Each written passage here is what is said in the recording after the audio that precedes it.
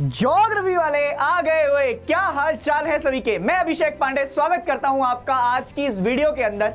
और ये वो वीडियो है जो कि तुम्हारे एग्जाम के अंदर गेम चेंजर होने वाली है।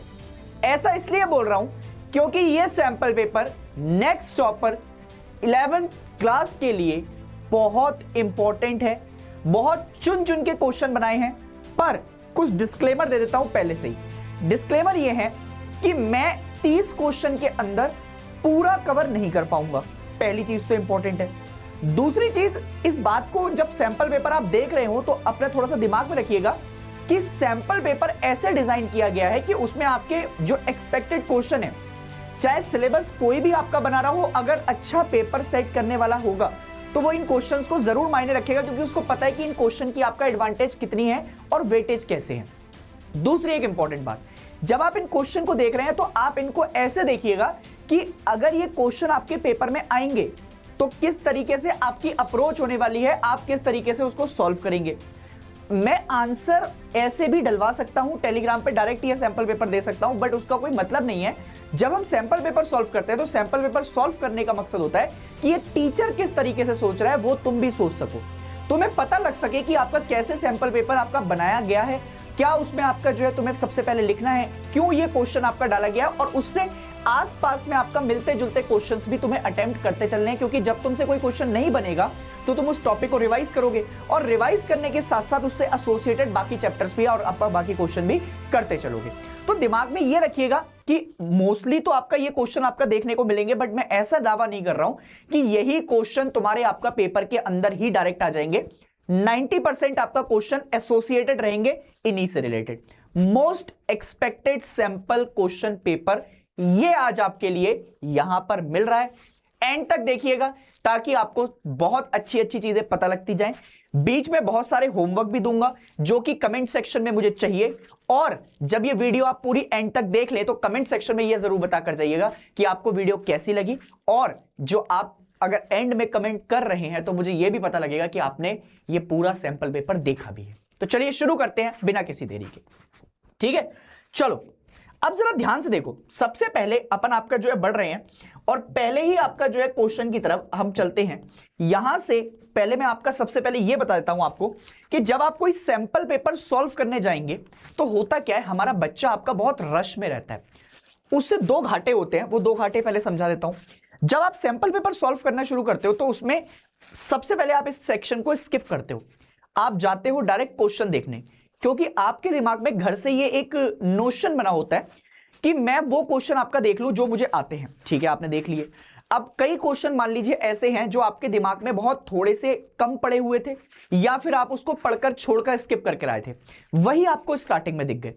तो अब होता क्या है कि आपके दिमाग में जो आपका डर है ना, वो ज्यादा ओवर पावर कर देता है आपको, और उससे होगा क्या कि जो आपने पढ़े हुए क्वेश्चन होंगे वो भी आप धीरे धीरे भूल जाएंगे, और जब तक आप क्वेश्चन अटेम्प्ट कर रहे होंगे तब तक आप बिल्कुल ही एकदम तरीके से खत्म हो जाएंगे। आपके क्वेश्चन जो आपको आते हुए क्वेश्चन थे वो भी गलत तो गलत हो जाएंगे, या फिर अनअटेम्प्टेड जाएंगे, या फिर उसमें ऐसा कुछ लिखा होगा जिससे आपको पूरे नंबर नहीं मिलेंगे। तो सबसे पहले 2 मिनट देकर, चाहे भले ही आपका 5 मिनट पेपर लेट शुरू करना, पर 2 मिनट देकर आपका पहले सबसे पहले सेक्शन पढ़ना, और जनरल इंस्ट्रक्शन में आपका ये देखना है कि टोटल नंबर ऑफ क्वेश्चन आपके 30 हैं, जिनको 5 सेक्शन में डिवाइड किया गया है, A B C D E. यहां पर एक क्वेश्चन से लेकर 17 क्वेश्चन तक आपके देखने को मिलेंगे ऑब्जेक्टिव टाइप।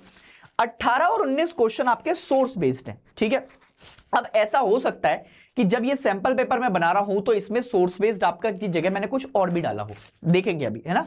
उसके अलावा 20 से लेकर 23 क्वेश्चन पे जब मैं चल रहा हूं तो ये शॉर्ट आंसर क्वेश्चन है। दूसरी इंपॉर्टेंट बात, इनकी जो वर्ड लिमिट है वो 80 से 100 रखिएगा। इसका मतलब है कि आधे पेज या उससे थोड़ी सी 2-3 लाइनें ज्यादा में आपको ये आंसर खत्म करना है, और ये वाले सारे आंसर आपका 3 नंबर के रहने वाले हैं।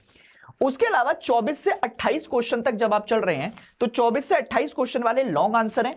ये 120 टू 150, 1 से 1.5 पेज में आप इसको लिख सकते हैं, बट अगर आपका एक पेज में भी अगर अच्छा कंटेंट है आपके पास तो 5 नंबर आपको एक पेज में भी मिलेंगे। पेज के पीछे मत भागना, उसकी वर्ड लिमिट को आपका थोड़ा सा रेस्ट्रिक्ट करना। और 29 और 30 क्वेश्चन आपका मैप बेस्ड आने वाले हैं, जिसमें एक इंडिया का मैप बेस्ड रहेगा और एक वर्ल्ड के एसोसिएशन आपका जो है रहने वाला है। जब आपने ये आपका पढ़ लिए, अब सबसे पहला काम आपका क्या है, सबसे पहले आप आपका क्वेश्चन पढ़ने की तरफ चलेंगे, और क्वेश्चन पढ़ते हुए आपको यहां से आपका जो है क्वेश्चन कवर करने हैं। ठीक है, क्लियर है? तो पहला क्वेश्चन आपका ये कह रहा है हमारे पास कि कंसीडर द फॉलोइंग स्टेटमेंट। अब ये कंसीडर द फॉलोइंग स्टेटमेंट जब भी आपसे पूछा जाए तो जरा ध्यान से सुनिएगा। उसने बोला statement and choose the correct option from the given option. एक ट्रिक हैक देता हुआ जाता हूं। वैसे तो मैंने आपका यहां पर यूज की नहीं है वो ट्रिक, क्योंकि तो मुझे पता है फिर तुम आपका ऐसे ही करके क्वेश्चन कर लोगे। बट तुम्हारे जो टीचर्स है वो ऑप्शन में कई बार आपका ओनली शब्द का इस्तेमाल करते हैं।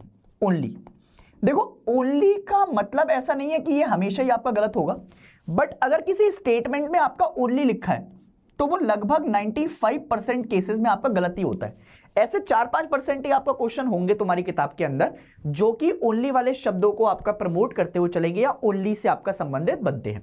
तो वो कह रहा है speed of a wave in the ocean depend upon the depth of water, it is more in the shallow water and then in the ocean deep. अगर आप देखेंगे तो उसके कहने का मतलब यह है कि आप जो ओशन वाटर देखते हैं, जो स्पीड ऑफ वेव्स देखते हैं, हमारी जो वेव्स आपका जनरेट करती हैं, और जिन वेव्स से हमने टाइड्स वाला आपका एक चैप्टर पढ़ा हुआ है, टाइड्स में आपका क्या क्या आता है, जैसे सेमी डायरोनल वेव्स, डायरोनल वेव, फिर उसके अलावा आपका जो है बेसिकली अलग अलग तरीके की टाइड्स आती हैं।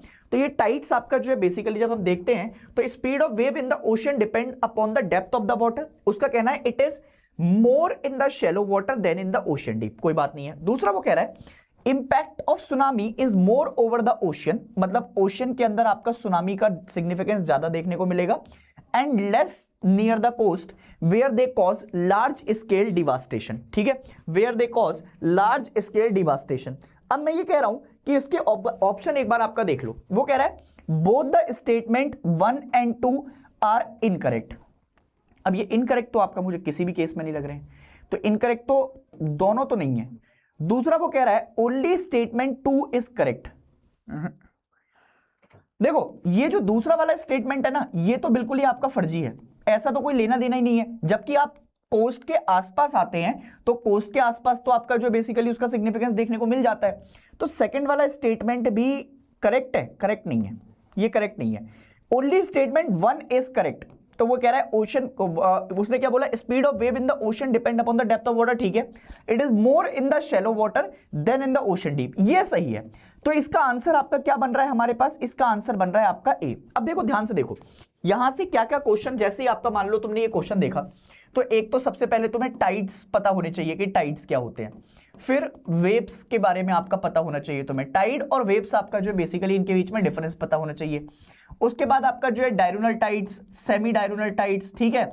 फिर उसके अलावा आपका जो है बेसिकली टाइडल वेव्स क्या होती हैं, उसके अलावा फ्रीक्वेंसी क्या होती है, नंबर ऑफ ऑसिलेशंस, ठीक है। उसके अलावा आपको वेवलेंथ पता होना चाहिए, वेवलेंथ क्या होती है। तो वेवलेंथ जैसे ही आप देखेंगे तो वेवलेंथ आपका क्या होता है, लैम्डा से डिनोट करते हैं, distance between two consecutive crest and trough is called as wavelength. तो ये सारी चीजें आपका जो है बेसिकली आपको क्या होनी चाहिए, पता होनी चाहिए, जिससे आपका ये सिग्निफिकेंस आपका बच जाए। अब मैंने सिर्फ तुम्हें आपका टाइड का एक क्वेश्चन कराया, तुम्हें मैंने क्या क्या बोला है पढ़ने के लिए। जैसे ही तुमने ये क्वेश्चन देखा, क्वेश्चन को थोड़ा सा स्पेस देना, वहां पर उसके साथ साथ ये सारे टॉपिक आपका अभी के अभी पढ़ लेना, ठीक है। अब चलते हैं आपका दूसरे क्वेश्चन पर। अब वो कह रहा है it is a frozen raindrops and refrozen melted snow water. अब देखना ध्यान से, जब आपका ऊपर से बारिश हुई तो वो जम गई धीरे आकर नीचे, धीरे धीरे कर आपका क्या हो जाती है, जम जाती है। और फिर से जब वो वापस आपका क्या होती है, मेल्ट होती है। जब बर्फ हमारी आपका मेल्ट होती है तो फिर वो किस में कवर्ट हो जाती है, स्नो वाटर में आपका कवर्ट हो जाती है। रीफ्रोजन बोलते हैं उसको, कि पहले फ्रीज थी फिर आपका रीफ्रीज हो गई। तो क्या इसको क्लाउड्स कहते हैं? क्लाउड्स तो नहीं हो सकता। क्या इसको स्लीट कहते हैं? हाँ यही होता है। स्लीट आपका क्या होता है, पहले फ्रोजन रेनड्रॉप्स होती हैं, फिर उसके बाद आपका रीफ्रीज होकर आपका वो स्नो वाटर के फॉर्म में गिरती हैं। मिस्ट धुआं होता है, फ्रॉस्ट भी आपका जो बेसिकली नहीं होगा। स्लीट आपका इसका आंसर सही देखने को मिलेगा। उसके अलावा अब आते हैं आपका थर्ड क्वेश्चन की तरफ। बहुत ध्यान सुनिएगा, इंडियन ज्योग्राफी में जब आप इंडियन ज्योग्राफी वाली आपका किताब उठाएंगे तो उसमें बहुत ध्यान सुनेंगे कि peninsular part of India extend towards the Indian ocean. अब सुनेंगे इस पोर्शन को आपका जो है, जरा सुनो पहले क्वेश्चन एक बार ध्यान से देख लो। वो क्या कह रहा है, पेनिसुलर पार्ट। अब देखो इसमें आपका क्या क्या आपको कवर करता हुआ चलना है, ध्यान से देखना बहुत, ठीक है। कि पेनिसुलर पार्ट जो है, पेनिसुलर पार्ट जो है, अगर आप पेनिसुलर इंडिया को देखेंगे तो पेनिसुलर इंडिया का नॉर्थर्न पार्ट कहां से शुरू होता है, तो ये कच्छ वाली साइड से, फिर ये आपका कहां से जाता है, गंगा और यमुना के किनारे से होते हुए उधर आपका बेसिकली जाएगा प्लेट्यू, और फिर ये डेल्टा तक, गंगा डेल्टा जहां तक है वहां तक एक्सटेंड करता है। तो इसमें आपको पेनिसुलर प्लेट्यू की पूरी बातें बतानी है। पेनिसुलर प्लेट्यू क्या है? अच्छा, अब देखो पेनिसुलर प्लेट्यू का उसने एक बेसिक सा क्वेश्चन पूछ लिया, कल को वो 5 नंबर में एक्सप्लेनेशन पूछ सकता है पेनिसुलर प्लेट्यू की, या फिर वो ये पूछ सकता है कि पेनिसुलर प्लेट्यू या फिर आपका जो है बेसिकली इंडियन डेजर्ट के बीच में आपका डिफरेंस लिख कर दे दो। तो क्वेश्चन कैसा भी आ सकता है, बट आपको पेनिसुलर जैसे ही आया तो आपके दिमाग में स्ट्रक्चर एंड फिजियोग्राफी वाला जो चैप्टर है वो बिल्कुल एकदम आपका खतरनाक तरीके से क्या हो जाना चाहिए, खतरनाक तरीके से आपका बैठ जाना चाहिए। ठीक है, ध्यान सुनिएगा। अब वो क्या कह रहा है, दूसरा क्वेश्चन सुनो, ये बिल्कुल सही है, इसमें कोई दिक्कत वाली बात नहीं है। Peninsular part of India extend towards the Indian ocean, नीचे तक आता है वो पेनिसुलर इंडिया। पेनिसुलर पार्ट आपका जो है बेसिकली ये पूरा हमारा पेनिसुलर होता है, क्योंकि ये तीनों तरफ से किससे घिरा हुआ है, पानी से घिरा हुआ है। उसके अलावा it has contributed towards the evolving of regional identity in the Indian subcontinent. अब देखो इससे पेनिसुलर से कोई हमारी रीजनल आइडेंटिटी आपका नहीं डिनोट होती है, इंडिया खुद में आपका एक रीजनल आइडेंटिटी है, तो उसको डिनोट करने की आपका कोई जरूरत नहीं है। तो पहला ऑप्शन तो कतई सही है, दूसरा वाला ऑप्शन आपका क्या हो जाता है, गलत हो जाता है। ठीक है, तो जैसे ही आप स्ट्रक्चर एंड फिजियोग्राफी वाले चैप्टर में जाते हैं वहां पर डेक्कन प्लेट्यू वाला एक क्वेश्चन आपका मैं तैयार रख रहा हूं आपका, है ना, ये क्वेश्चन आपको पढ़ना है। उसके अलावा फिजियोग्राफी वाले में पेनिसुलर इंडिया पढ़ना है। उसके अलावा आपको कश्मीर हिमालयाज, डिस्ट्रीब्यूशन ऑफ हिमालयाज में आपका जो है कश्मीर हिमालयाज कौन कौन से हैं, उसके अलावा कश्मीर और उत्तरांचल के बीच में आपका डिफरेंस आपको तैयार करना है। जो जो क्वेश्चन बताते चल रहा हूं इनके आपका साथ साथ नोट्स बनाते चलना, और जो आपका इंपॉर्टेंट है वो भी देखते चलना। ठीक है, तो अब क्या हुआ, पहला ऑप्शन आपका सही है और दूसरा आपका जो है आर वाला रीजन क्या है, फॉल्स है। तो A is true but R is false, ये दोनों पार्ट आपका जो देखने को मिल गए आपको, क्योंकि उससे ऊपर वाले आपका एक्सप्लेनेशन वाले हैं, तो ये तो गलती हो गए। अब आते हैं आपका कहां पर, arrange the following in correct sequence. अब देखना, अब ये क्वेश्चन आपके पेपर में अगर आपके स्कूल वाले सीबीएसई का करिकुलम फॉलो कर रहे हैं और थोड़ा सा आपका अच्छा सोचते हैं, अगर आप उन्होंने सोच रखा है कि पास ही नहीं होने देना ज्योग्राफी में तो कुछ नहीं है, बट अगर वो अच्छा सोचते हैं कि सिखाने का पर्पस है, तो फिर देखो क्या हो सकता है, तो फिर वो कॉम्पिटेंसी बेस्ड को थोड़ा सा बढ़ावा देंगे। और कॉम्पिटेंसी बेस्ड का मतलब होता है कि कॉम्पिटिशन में पूछे जाने वाले क्वेश्चन, तो वो कुछ इस तरीके से आपका पूछे जाते हैं कि ऐसे कर आपका आते हैं। कॉम्पिटेंसी बेस्ड में जब आप कॉम्पिटिशन में बैठेंगे तो वहां कुछ ऐसे क्वेश्चन आपका देखने को मिलते हैं। ठीक है दोस्तों, अब जरा ध्यान से देखिएगा, अब जरा बहुत ध्यान से देखिएगा। पहला आपका पार्ट आप देख रहे हैं, पहले पार्ट में आपने क्या देखा, this condition help in the north western shift in the position of ITCZ. अब देखो पहले तो सबसे पहले मुझे यह पता लग जाना चाहिए कि ये बात किसकी कर रहा है। ठीक है, ये बात किसकी कर रहा है, क्वेश्चन कौन से चैप्टर का है। उसके बाद वो कह रहा है they causes the formation of intense low pressure in the north western part of subcontinent. फिर वो कह रहा है ड्यूरिंग, अच्छा अब ये देखो, अब यहां से इंडियन मॉनसून की आपका बात हो रही है, अब ये इंडियन मॉनसून वाले चैप्टर की बात हो रही है। तो कल को तुमसे आपका पेपर के अंदर एक मॉनसून का क्वेश्चन 3 नंबर में पूछा जा सकता है, define the Indian south western monsoon. ठीक है, साउथ वेस्टर्न मॉनसून और रिट्रीटिंग मॉनसून के बीच में क्या अंतर होता है, तो ये क्वेश्चन आपके तैयार रहने चाहिए और ये 3 नंबर में आपका क्वेश्चन बनेगा। पर अभी इसको आपका सबसे पहले क्या करना है, सबसे पहले आपका जो इसको अरेंज कर लेना है। देखो जरा ध्यान से देखो, सबसे पहला काम क्या करना है अपने को, तुम्हें इसमें आपका क्या लगाना है पता है, इसमें तुम्हें आपका इतना दिमाग नहीं लगाना, तुम्हें लगानी है आपका इसमें लॉजिकल रीजनिंग। देखो सबसे पहले क्या हो सकता है, अगर मैं आपका देखूं तो सबसे पहले दीज दिस है ना, और ये सिंस, ये तो डायरेक्ट आपका स्टेटमेंट की शुरुआत नहीं करेंगे, कभी नहीं करेंगे।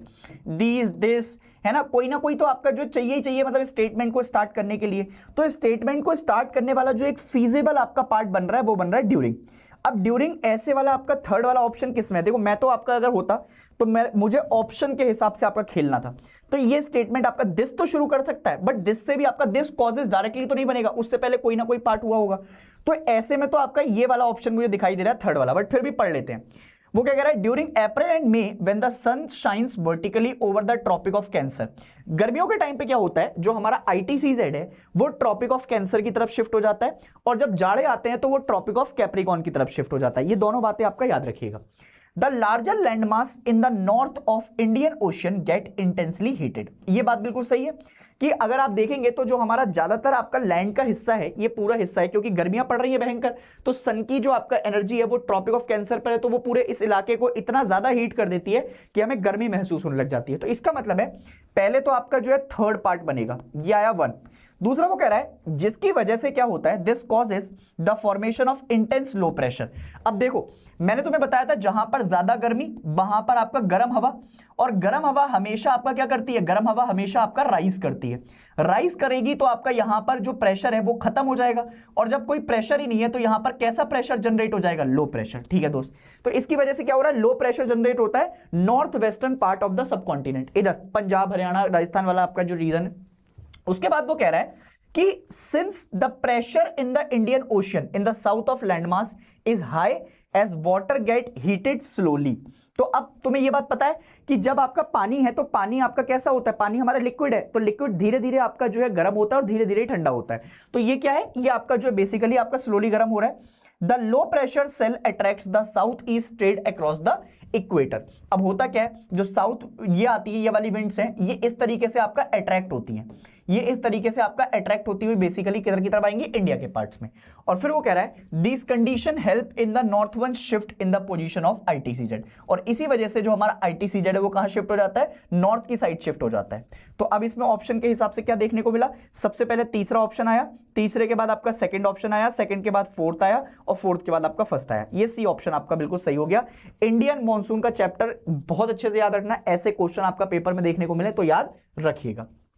उसके अलावा अब वो क्या कह रहा है, पांचवा क्वेश्चन देखो, उसने बोला है at the latitude from 15 degree to 30 degree rainfall occur. पहला फिनोमिना ही आपका, आप मुझे बताओ, ये इसमें ना इन्वर्जन ऑफ टेम्परेचर के बारे में आपका क्वेश्चन पूछा हुआ है। इसमें किस बारे में पूछा हुआ है, इन्वर्जन ऑफ टेम्परेचर के बारे में आपका क्वेश्चन पूछा हुआ है। बहुत ध्यान से देखो, इन्वर्जन ऑफ टेम्परेचर क्या होता है, जो बेसिकली आपका टेम्परेचर का डायरेक्टली चीज चल रही होती है उसको क्या करता है, वो रिवर्स फिनोमिना में आपका घुमा देता है। अब सबसे पहले उसने क्वेश्चन पूछा है कि अगर मैं आपसे ये कहूं, गोली मारो तुम तो सारी बातों को, अगर मैं आपसे ये कहूं, ये क्या हो गया भैया, वापस आओ।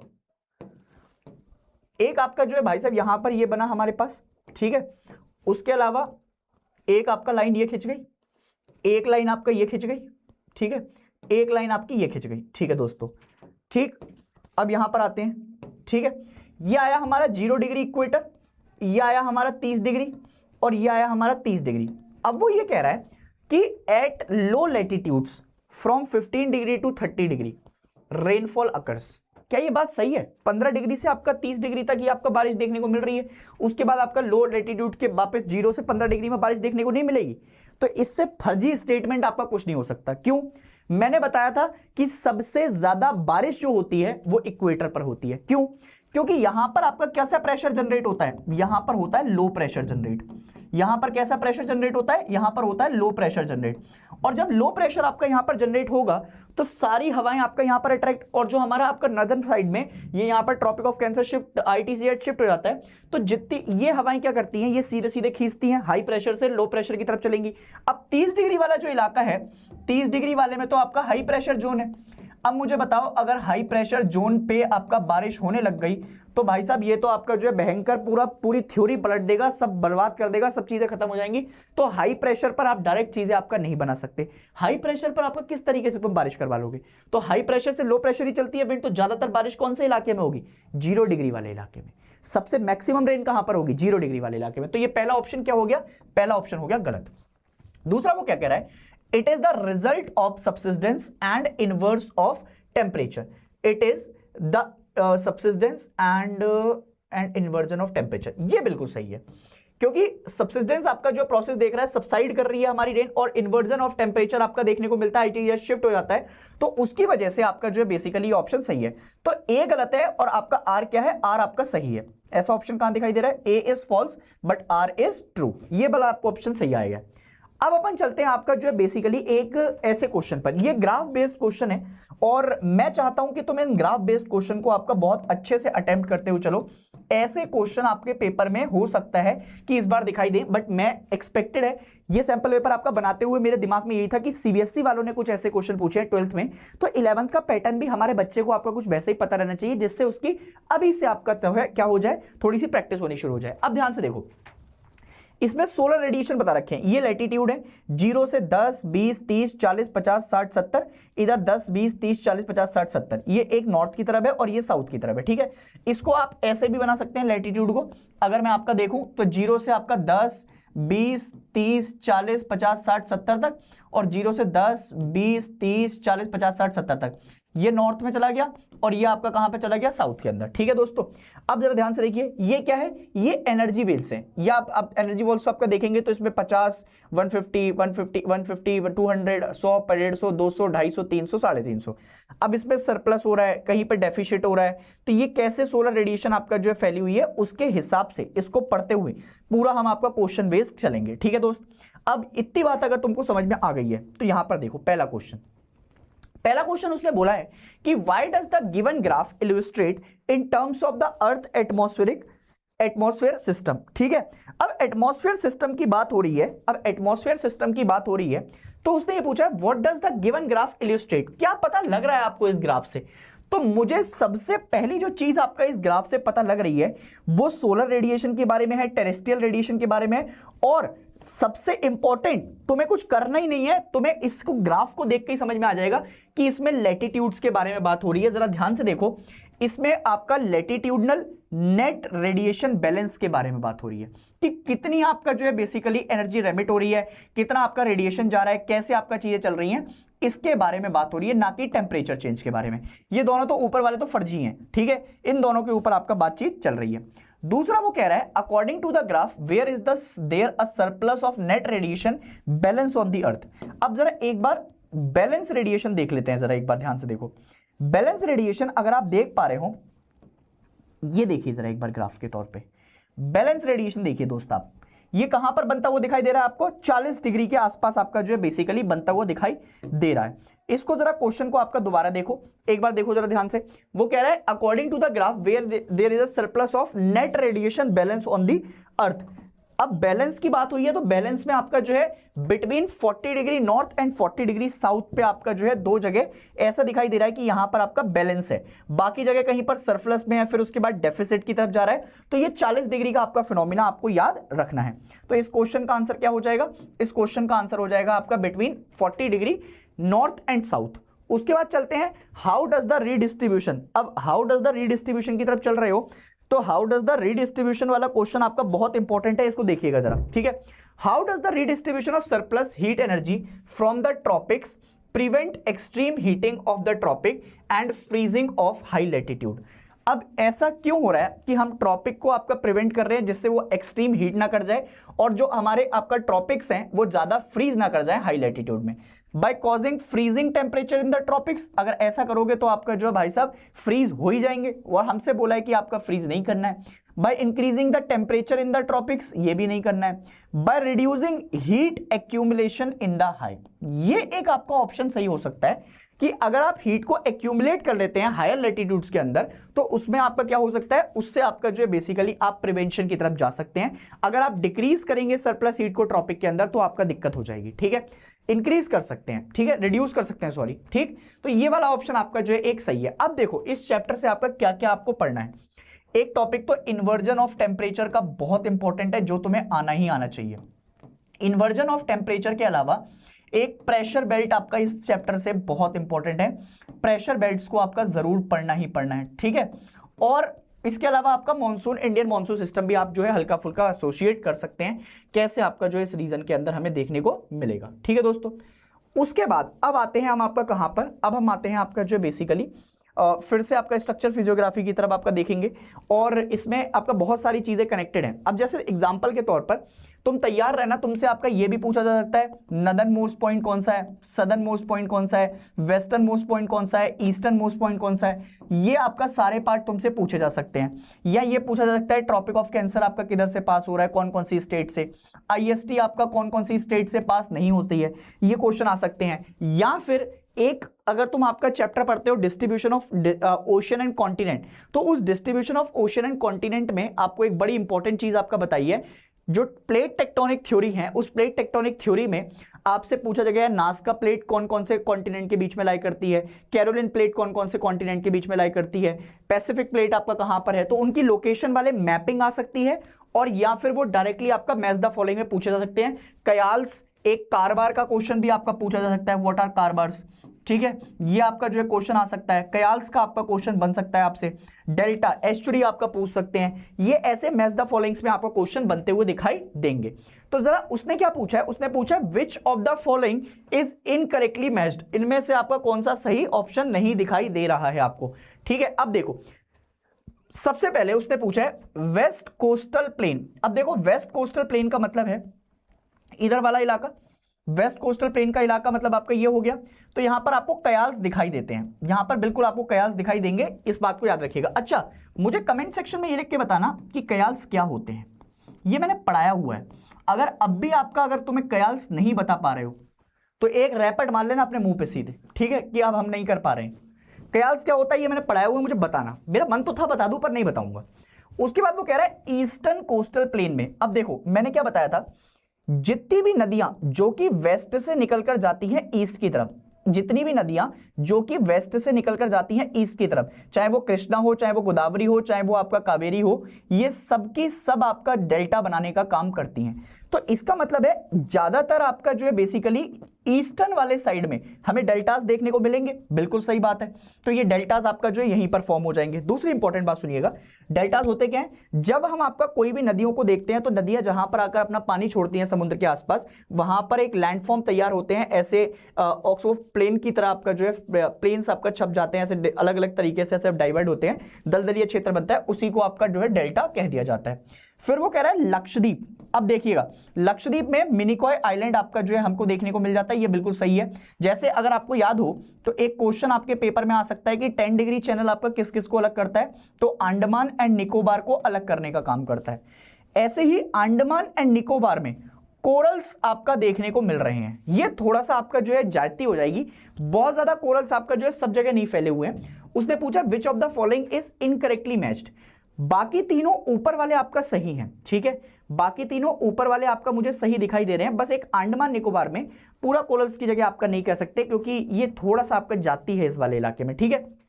तो डी का 4 एक ये गलत दिखाई दे रहा है मुझे, बाकी सी का 3rd तो सही मैच है, बी का 2 भी सही मैच है, ए का 1st भी सही मैच है। उसके बाद आते हैं 10th क्वेश्चन पर। अब देखो, अरे अभी देखो बात ही कर रहा था कितनी बढ़िया क्वेश्चन है आपका जो ये, मैं कह ही रहा था तुमसे कि भाई इससे आपका क्वेश्चन के आने के चांसेस बढ़िया रहने वाले हैं। इस क्वेश्चन को आपका अच्छे से पढ़कर जाइएगा, पेपर के अंदर मोस्ट इंपॉर्टेंट क्वेश्चन हो सकता है, मोस्ट इंपॉर्टेंट क्वेश्चन हो सकता है। या फिर इससे प्लेट टेक्टोनिक थ्योरी आपका आ सकती है।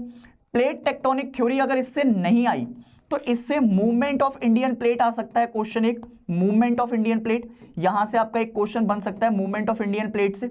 अगर ये भी नहीं आया तो अल्फ्रेड वेगनर की आपका थ्योरी तो आएगी आएगी, और अल्फ्रेड वेगनर भी नहीं आई तो सी फ्लोर स्प्रेडिंग थ्योरी। ये 4 क्वेश्चन आपका तैयार कर कर चलना, और उसके बाद प्लेट टेक्टोनिक के जितने भी आपका 7 मेजर प्लेट्स हैं, जिसमें यूरेशियन प्लेट आता है, एंटार्क्टिक प्लेट आता है, नॉर्थ अमेरिकन प्लेट आता है, साउथ अमेरिकन प्लेट आता है, अफ्रीकन प्लेट आता है, ये सारी प्लेटों की mapping is most important, most important, most important. यहां से क्वेश्चन बनने के चांसेस 110% आपको दिखाई देंगे, याद रखिएगा। तो जरा एक बार इस क्वेश्चन की तरफ आपका नजर मान लो, कोकस प्लेट कहां दिखाई देती है, नासका प्लेट किन किन के बीच में दिखाई देती है, इन वाले क्वेश्चंस को आपका थोड़ा सा नजर मारते हुए चलो, ठीक है दोस्तों।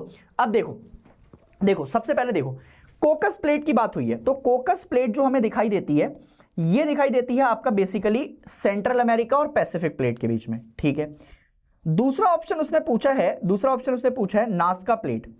अब नासका प्लेट जो दिखाई देती है, नासका, ये दिखाई देती है आपका साउथ अमेरिका और पैसिफिक के बीच में, ठीक है।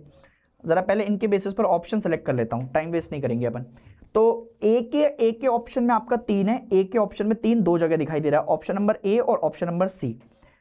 उसके बाद दूसरा ऑप्शन है बी में आपका जो है फर्स्ट लगाया है, बी का फर्स्ट यहां भी है, बी का फर्स्ट यहां भी है। भाई साहब ये तो पेज फंस गया, अगर ऐसे क्वेश्चन आपका आ जाएंगे तो तुम्हें सब पढ़ना पड़ेगा दोस्तों, ठीक है। ये पांडे जी का सैंपल पेपर है भाई साहब, इसमें तुम ऐसा नहीं कर सकते कि एक ही सैंपल पेपर में एक ही जगह आपको ऊपर लिख के दे दिया और खतरनाक हो गया फिर, ठीक है।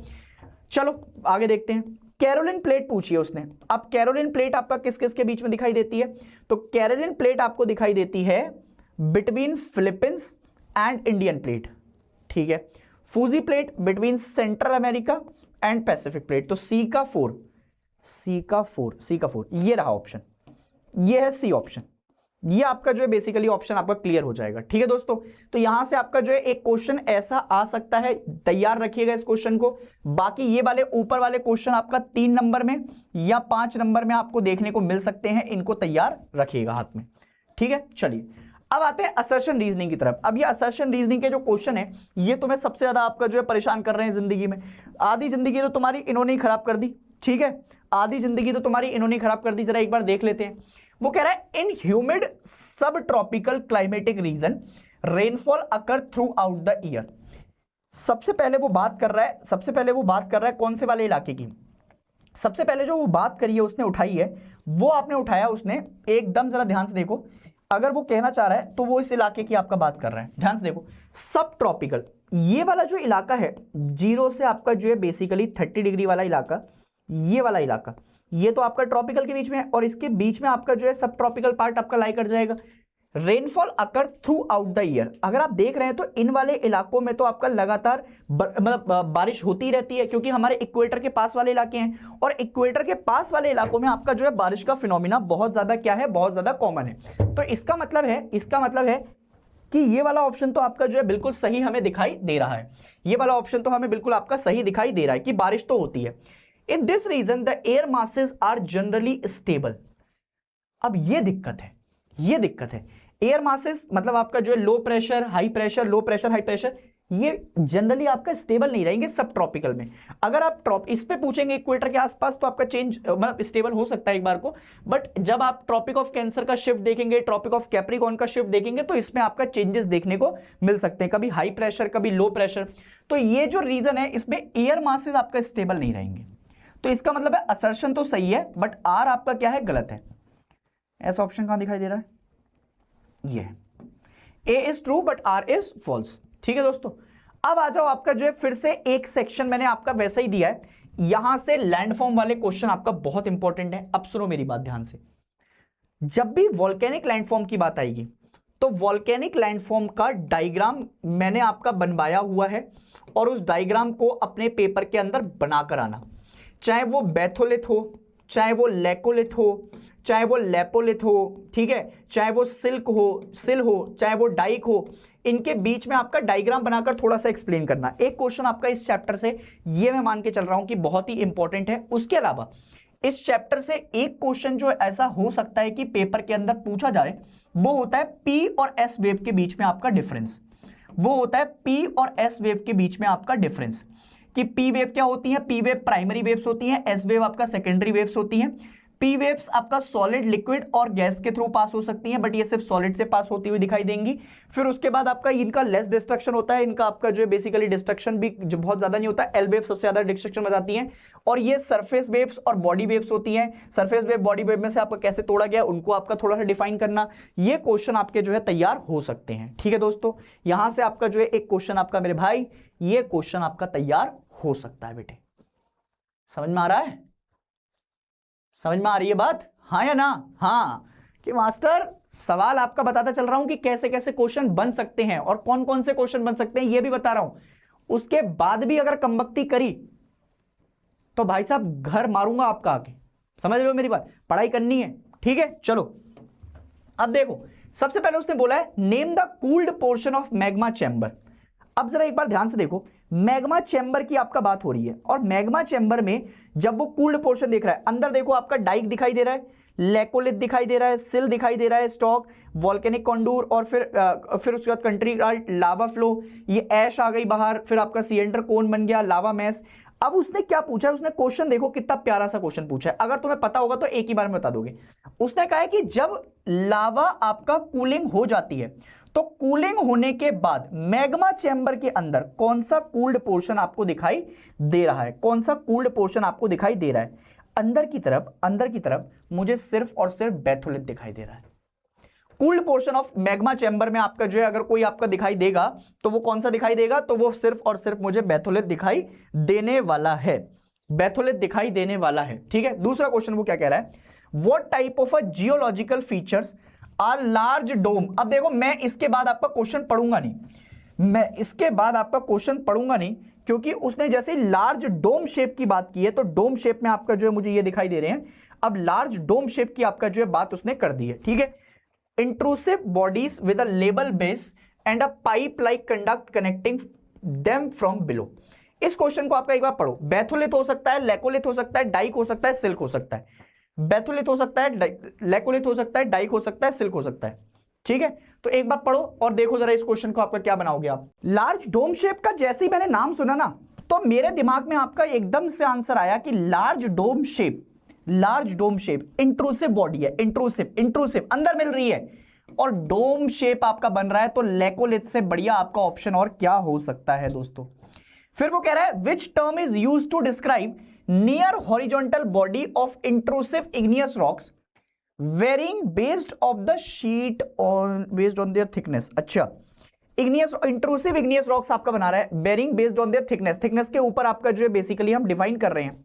क्या वो डाइक हो सकता है? नहीं हो सकता। लेकोलिथ हो सकता है? नहीं हो सकता। फेकोलिथ, ये बचा शीट।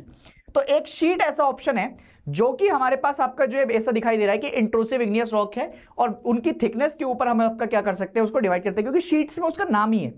ठीक, फिर आता है the air that contain moisture to its full capacity. अब देखो, एक ऐसी हवा जिसमें आपका मॉइस्चर उसके पूरे एक्सट्रीम तक आपका देखने को मिलेगा, पूरे एक्सट्रीम तक, तो उसको कुछ नहीं कहते, उसको सैचुरेटेड एयर कहा जाता है। अब इस चैप्टर से एक क्वेश्चन आपका 3 नंबर का या 1 नंबर का एमसीक्यू तैयार रखिएगा, जिसमें आपसे पूछा जा सकता है रिलेटिव ह्यूमिडिटी और एब्सोल्यूट ह्यूमिडिटी के बीच में डिफरेंस, या एब्सोल्यूट स्पेसिफिक के बीच में आपका डिफरेंस, या फिर इन तीनों की डेफिनेशन देकर आपका जो है तुमसे डायरेक्टली एमसीक्यू पूछा जा सकता है। Most important aspect from your school final exam perspective, लिख के रख लो, मतलब ऐसा क्वेश्चन आपका आ सकता है, चांसेस पूरे रहेंगे। उसके बाद वो कह रहा है arrange the following in the current sequence, फिर से करेक्ट सीक्वेंस आ गया। After this it enters Pakistan through a deep North Godavari, it flows through Srinagar, then the Buller Lake, it joins। अब देखो भाई, इससे बढ़िया क्वेश्चन आपका कुछ नहीं हो सकता। उसने स्टार्टिंग में देखो आपका क्या बोला है, आफ्टर तो शुरू नहीं होगा तुम्हारा स्टेटमेंट, इट फ्लोज से शुरू नहीं होगा, इट ज्वाइन से शुरू नहीं होगा, तो स्टेटमेंट शुरू कहां से होगा? ये तो एक्चुअली में आपका ना भाई साहब, इसको पता करने के लिए लॉजिकल रीजनिंग चाहिए और इंग्लिश आनी चाहिए। जंबल वर्ड्स अरेंज करते थे बचपन में, वो बिल्कुल वैसे हो रहे हैं PQRS वाले। ये द झेलम से स्टार्ट होगा, the Jhelum an important tributary of Indus. क्या इसके बाद ऑप्शन पढ़ूं? नहीं भी पढ़ूंगा ना तो भी काम बन जाएगा, क्योंकि एक ही ऑप्शन में आपका 4 दिखाई दे रहा है, एक ही ऑप्शन में आपका 4 दिखाई दे रहा है, और वहीं से आपका जो है क्वेश्चन बनता चला जाएगा। इंपॉर्टेंट ट्रिब्यूटरी, फिर उसके बाद it flows through Srinagar at Wular Lake, क्योंकि बुलर लेक जो है वो श्रीनगर के पास से होती हुई जाती है। Enters Pakistan through a deep narrow gorge and it join the Chenab near Jhang in the Pakistan. अब देखो, ब्रह्मपुत्र रिवर और गंगा रिवर सिस्टम के बारे में आपका क्वेश्चन, गंगा, इंडस और ब्रह्मपुत्र, इनके बारे में आपका क्वेश्चन बन सकता है, या तो 5 नंबर में बन जाएगा, और या फिर इससे मैपिंग का क्वेश्चन भी आ सकता है कि यहां से आपका एक नदी निकल रही है, उसको मार्क करते हुए दिखा दो। ठीक है दोस्त, उसके अलावा ड्रेनेज बेसिन से जो तुम्हारे स्टार्टिंग में बिल्कुल आपका जो है जैसे radial drainage pattern, centripetal drainage pattern, इनके बीच में आपका क्या डिफरेंस होता है, वहां से भी एक क्वेश्चन आपका तैयार हो सकता है। बाकी मुझे ऐसा लगता है कि ज्यादातर इनसे चांसेस हैं कि इनसे आपका जो है बड़े बड़े क्वेश्चन बन सकते हैं। गंगा की पूरी ट्रिब्यूटरीज पूछ सकता है, गंगा का फ्लो पूछ सकता है, इंडस कहां से ओरिजिनेट करती है, उसकी ट्रिब्यूटरीज कौन कौन सी है, कैसे कैसे है, तो वो आपका एक क्वेश्चन बन सकता है। ठीक है दोस्तों, उसके बाद अब आते हैं which of the following is not made by erosion activity, मतलब लैंडफॉर्म का क्वेश्चन है। लैंडफॉर्म के क्वेश्चन आपका कई सारे आ सकते हैं यार। ठीक है, इरोजन, वेव्स एंड करंट, इनमें से चारों में से इरोजन, वेव्स और करंट से कौन सा नहीं बनता है? तो इरोजन, वेव्स और करंट से ड्यून्स तो बन जाते हैं, बैरियर्स भी बन जाते हैं, बार्स भी बन जाते हैं, स्टेक नहीं बनता। स्टेक बेसिकली आपका वेव इरोजन से तैयार होता है। किससे तैयार होता है? वेव्स इरोजन से। नहीं नहीं नहीं नहीं, स्टेक नहीं बनेगा, सॉरी, वेव इरोजन तो इसमें आपका नीचे आ जाएगा, नहीं बनेगा, ये स्टेक है एक। ठीक है, ये बाकी आपका जो बनते हुए दिखाई देंगे, बस एक ये है इकलौता जो कि आपका बनता हुआ तैयार नहीं होता है। अब हमारे सेक्शन बी की तरफ। अब देखो सेक्शन बी में उसने आपका ऐसे क्वेश्चन पूछने हैं जो कि आपका कैसे हो, उसने स्टार्टिंग में लिख के दिया सोर्स बेस्ड क्वेश्चन। अब अगर तुम्हारे स्कूल वाले कुछ आपका कर दें, चूचा करके आपका जो है कुछ क्वेश्चन चेंज कर दे, तो मैं कह नहीं सकता, बट 18 और 19 स्पेसिफिकली उसने लिख के दिया है कि ये सोर्स बेस्ड क्वेश्चन ही होने चाहिए। और इसीलिए भैया मैंने तो अपनी पूरी कोशिश की है। मैंने ऑल्दो एक ही सोर्स बेस पे आपका बात की है, बट मैं चाह ये रहा था कि 2 सोर्स बेस दे दूं, बट मैंने एक ही सोर्स बेस आपका लिया है, क्योंकि सोर्स बेस्ड क्वेश्चन ऐसे हैं जो कि अगर तुम आपका देख लोगे, अगर तुमने पढ़ लिया कि western coastal plain are a example of submerged coastal plain. अब अगर तुम आपका देखते हो तो मैंने तुम्हें पढ़ाते हुए स्ट्रक्चर फिजियोग्राफी वाली साइड में ये बताया था कि जो वेस्टर्न कोस्टल प्लेन है वो धीरे धीरे कर आपका पानी के द्वारा डूब गया, जिसमें हमें ये बताया जाता है कि द्वारका जो हमारी भगवान श्री कृष्ण की नगरी भी थी वो आपका पानी में डूब गई। Indian mainland situated along the western coast is submerged under water because of this submergence narrow belt. फिर यहाँ पर जो पोर्ट्स हैं, कांडला पोर्ट जो कि गुजरात में देखा जाता है, इससे भी क्वेश्चन बन सकते हैं। देखो पोर्ट से, कांडला पोर्ट कहाँ पर है? गुजरात में, मजेगांव। फिर JLN port, Jawaharlal Nehru port, ये कहां पर मिलेगा? ये आपका मिल जाएगा आपको मुंबई के अंदर। Located on the western coast extending from the Gujarat coast in the north and Kerala coast in the south. Divided division Maharashtra, Goa coast, Malabar coast. अब मालाबार कोस्ट यहां केरला के पास है, उसके ऊपर कर्नाटका से गोवा होते हुए और महाराष्ट्र होते हुए ये कौन सा कोस्ट है? ये कोंकण कोस्ट है, ठीक है। उसके अलावा वो बात कर रहा है respectively the western coastal plain narrow in the middle get borders. ये पूरा आपका एक पैरा दे रखा है, उसमें सबसे इंपॉर्टेंट बात देखो क्या बोली उसने, Malabar coast has got certain distinguished feature in the forms of kayals. इसका मतलब है कि अभी जब उसने क्वेश्चन में पूछा था कि वेस्टर्न साइड में हमको कयाल्स देखने को मिलते हैं, तो इस पर मोहर लग गई। अब दोस्तों ये आपका यहां से आपका बन जाएगा। तो कयाल्स जो कि बैक वाटर भी होता है, which are mostly used for fishing, inland navigation and also due to special attraction for tourist. Every year the famous Nehru trophy जो कि आपका वल्लम कल्ली भी बोला जाता है, बोट रेस होती है पुन्नाडा केयाल इन द केरला, ये होती है। अब इसके आपका जो है बेसिकली क्वेश्चंस आपसे पूछ रखे हैं और ये पूरा आपका देकर on the basis of the location and active geomorphological process Indian continent can be divided into how many parts. तो देखो अगर तुम आपका देखोगे तो इनको 2 पार्ट में डिवाइड किया जा सकता है, एक है वेस्टर्न पार्ट और एक है आपका ईस्टर्न पार्ट। एक होता है वेस्टर्न पार्ट और एक होता है ईस्टर्न पार्ट। तो on the basis of location and active geomorphological process the western coastal plane और ईस्टर्न कोस्टल प्लेन, ठीक है। इसको ऊपर ले चलें क्या? इसको ऊपर ले चलें? किधर गया वो क्वेश्चन अपना? ठीक है यहां आ गया। दूसरा क्वेश्चन क्या पूछ रहा है वो? दूसरा क्वेश्चन कह रहा है how are the western coastal plain divided. तो how are the western coastal plain divided? Extended from the Gujarat से शुरू होकर in the north and Kerala coast in the south, the western coast may be divided into following division: Kutch and Kathiawar coast in the Gujarat, Konkan coast in the Maharashtra, Goan coast and Malabar coast in the Karnataka respectively. तो अगर तुम देखोगे तो उसने एक तरीके से आपका जितने भी वेस्टर्न साइड पे आपका कोस्ट देखने को मिल रहा है उनको डिफाइन कर दिया। तीसरा क्वेश्चन है distinguish between western coastal plane और ईस्टर्न कोस्टल प्लेन। तो वेस्टर्न कोस्टल प्लेन में अब इनमें से कोई भी तुम लिख सकते हो जो तुम्हें अच्छा लगे, कि द स्ट्रेच फ्रॉम कहां से? कच्छ इन द नॉर्थ एंड कन्याकुमारी की स्पेलिंग बहुत ही भयंकर लिख दी है इन्होंने, माफ करना दोस्तों, कन्याकुमारी, ठीक है। Kanyakumari in the south and they lie between the western ghat and Arabian Sea, they are the narrower than eastern coastal plain. ये वेस्टर्न घाट के बारे में बताया और ईस्टर्न घाट से इसका कंपैरिजन कर दिया है। They do not have deltas, only estuaries and lagoons, ठीक है। डेल्टा कहां पर बनेंगे? डेल्टा सारे आपका जो है बेसिकली ईस्टर्न पार्ट में बनते हुए दिखाई देंगे। ये पॉइंट बहुत इंपॉर्टेंट है, आप इसको बार बार इस्तेमाल कर सकते हैं वेस्टर्न और ईस्टर्न कोस्टल प्लेन के लिए, ठीक है। और ज्यादातर नेचुरल हार्बर्स आपका जो है बनते हुए दिखाई देंगे। पोर्ट्स के नाम बता देना, कांडला, मुंबई, मरमेगांव पोर्ट कहां पर दिखाई देता है? ये दिखाई देता है आपका गोवा के अंदर, मरमेगांव पोर्ट, ठीक है। चलो तो ये क्वेश्चन आपका तैयार हो गया। अब आते हैं explain any 3 factor that influence the temperature distribution of ocean. मैंने फिर से कहा था मोस्ट इंपॉर्टेंट क्वेश्चन हो सकता है एग्जाम पर्सपेक्टिव के लिए। और दूसरा क्वेश्चन वो ये भी पूछ सकता है explain about horizontal distribution of salinity. अब देखो जरा, पहले मैं इस क्वेश्चन की तरफ तुम्हें लेके चल रहा हूं, ठीक है दोस्तों। इस क्वेश्चन की तरफ मैं आपका लेके चल रहा हूं तुम्हें, और इस क्वेश्चन को आपका बहुत ध्यान से मन लगाकर आपका देखना कि मैंने क्या क्या पॉइंट्स पर आपका जो है बात की हुई है, मैंने क्या क्या पॉइंट्स पर आपका बात की हुई है। देखो जरा एक बार ध्यान से, किधर गया क्वेश्चन बेटा? ये है आपका कोस्टल प्लेन, इधर आ गए 19 पे, ठीक है। अब देखो सबसे पहले अगर आपको वो पूछेगा कि कौन कौन से ऐसे फैक्टर हैं जो कि distribution of temperature of ocean में, पानी में आपका डिफरेंशिएट करते हैं, या फिर आपका कौन कौन से फैक्टर की वजह से आपका पानी को डिस्टर्बेंस होती है या फिर आपका उसको अफेक्ट करते हैं, तो सबसे पहला फैक्टर आता है लैटिट्यूड। लैटिट्यूड में क्या होता है? Ocean water gets heat in the absorption, पानी आपका गर्म होने लग जाता है। Sunrays are always vertical at the equator, इस बात को तो आप मानते हैं, अभी बता कर आया हूं मैं आपको।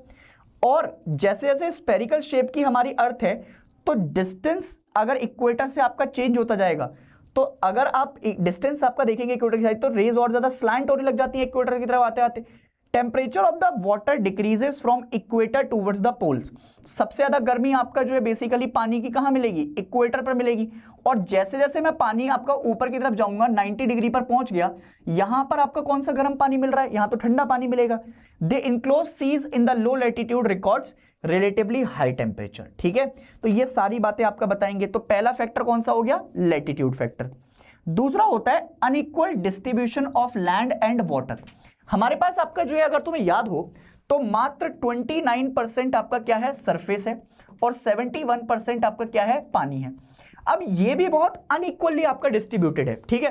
तो uneven and unequal distribution of earth, land and ocean causes there to be moisture circulation. In order to maintain balance, their distribution determine large scale atmospheric and oceanic circulation. The dissimilar heat capacity with ocean having much greater capacity relative to land drive continental scale convectional atmosphere transport. The ocean in the northern hemisphere receive more heat. तो इस बात को भी आप याद रखेंगे। और तीसरा फैक्टर आपका जो इंपॉर्टेंट आप लिखेंगे वो लिखेंगे प्रिवेलिंग विंड्स, मोस्ट इंपॉर्टेंट, इस पॉइंट को याद रखिएगा जरूर कि temperature of surface water of ocean and sea is also affected by prevailing winds. जब वार्म एयर मासेस आते हैं तो उससे क्या होता है, जो हीट हमारा जो ट्रॉपिकल एरिया वाला इलाका है वो हीट होने लग जाता है, और ओशियंस के ऊपर भी आपका जो गर्मी हो जाती है। Their surface temperature immediately raised. Effect of such wind is specially marked on the landlocked और पार्शियली इनक्लोज सी। मतलब अगर कोई ऐसी लैंडलॉक्ड सी है कहीं पर, तो उस पर वो और ज्यादा गर्मी आपका होने लग जाती है। Wind blowing from the land towards the ocean drive warm surfaces water over the coast resulting in the upwelling of cold water from below. इस बात को आपका याद रखनी है। तो एक तो सबसे पहले अगर आप डिस्ट्रीब्यूशन में लिखेंगे कौन कौन से फैक्टर इफेक्ट कर रहे हैं, तो लैटिट्यूड लिखेंगे, unequal distribution of land and water लिखेंगे, और फिर क्या लिखेंगे, प्रिवेलिंग विंड्स। अब उसके बाद एक क्वेश्चन और है जिसको हम कहते हैं हॉरिजॉन्टल डिस्ट्रीब्यूशन ऑफ सैलिनिटी।